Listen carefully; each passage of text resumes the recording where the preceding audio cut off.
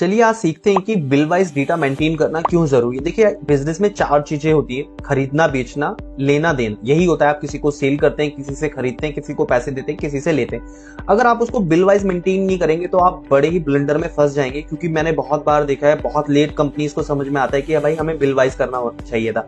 अब होता है क्या, सपोज अगर आप बिल वाइज नहीं करते तो अगर आप किसी को पेमेंट कर रहे हैं तो जब आप पेमेंट की एंट्री डालेंगे तो वो पूछेगा ही नहीं कि किस पेमेंट के अगेंस्ट, किस बिल के अगेंस्ट आप पेमेंट कर रहे हैं। वहीं अगर आप किसी से बिल के अगेंस्ट पेमेंट रिसीव कर रहे हैं, अगर आपने बिल वाइज नहीं किया है तो वो पूछेगा ही नहीं कि भाई किस बिल के अगेंस्ट आपको पेमेंट आ रही है। फिर जब रिकंसिलेशन होती है तो बहुत सारी कंफ्यूजन निकलती है। उसी तरह से बैकएंड में भी इसकी एक रिपोर्ट्स बनती है, बिल्स पेबल की, बिल्स रिसीवेबल की, यानी कि किसको कितना पैसा देना है, कितना लेना है और कितने दिन ड्यूज हो चुके हैं। तो ये सारी डिटेल आप इसका यूज करके बना सकते हैं। बहुत ही इंपॉर्टेंट फीचर है, आपको इसको हमेशा यस करना चाहिए जब भी आप किसी से कोई गुड्स खरीद रहे हो या सेल करें।